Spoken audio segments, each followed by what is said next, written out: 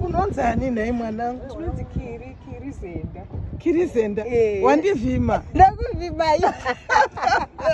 Ndikakona amene imwe event yamaita muine dress renyu regreen rine gold so. Saka ndipo ndikatotanga kungokufollowa ndipo ndikangokufarira iwo zvako. Ndotenda mwanangu. Mwari vakukomborere. Kekere renyu ndiri kutomhanya. Ndandakatongomirira ivi. Ndanzwa wakati ndoda kuti mudye makagara pasi couch.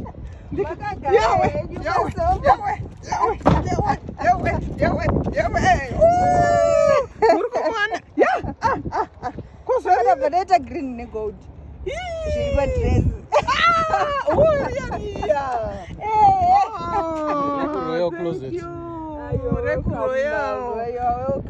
tinombozati yava event yechipa ndakangofarira dress ramama kapfeka. Aiwa, unoziva zvawangondiita izvo kundifarira kwawandiita ikoko ndokwakandito Royal Closet. Sure. Ndokubva yatondigadzirira zihembe riya mama ndoda kukudhizainira izi. Saka avhorita zigreen rakadai ndotonodya naye. Aiwa, munenge muchitikomborera mamusha, munenge muchita tinenge tichifara, tinenge takangotarisa zvedu tichingofara tiri kuvateresi. Ukomborerwe mwanangu. Kuti vanorevhuma keke rangu. Ndingarambe sei? Veduwe handiti muri kuzviona mhuri yeZimbabwe zvandiri kuitwa nemhuri yangu izvi. Ndo vana vangu vese vari kundirangarira. Ndinotenda nekeke rakanaka. Makanyatsodzorora zvenyu mumba menyu makazvisororera. Uchariona ndichakufonera. Ndiri pa inonzi chiko iyi video call.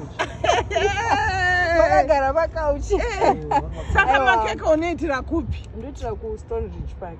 KuStone Ridge Park. Waterfalls. Unoita makeke akaita sei? Tinoita yese iyaya masponge cake, chiffon cakes, wedding cakes, ndinoita zvese ndinongoita. Muri kumunzwa mwana wangu ishasha pakugadzira makekes.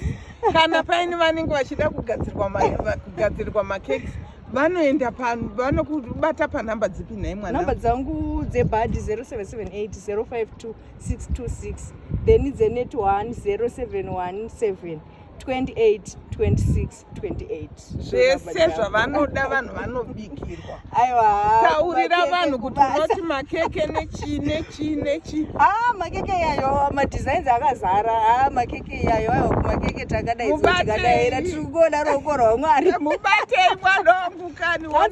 The Bible can do all things through Christ who strengthens me. Saka tinenge shoti Mwari ndikaona kuti Mwari rinobuda here. Pochondoti kuna munhu nhai ndokumbira ngokuitira design yandiri kufunga mupfungwa dzangu ndokoitaita zvadene izvo zvikeke iri vanhu vanzwa nokutori komenta ndichakusenderai. Ndichazokusenderai. Alright mwana. WhatsApp. Ndinokusenderai. Aiwa pakanaka. Mama vaita basa. Tiragati manyire vamwe vari kungoti mai uyai.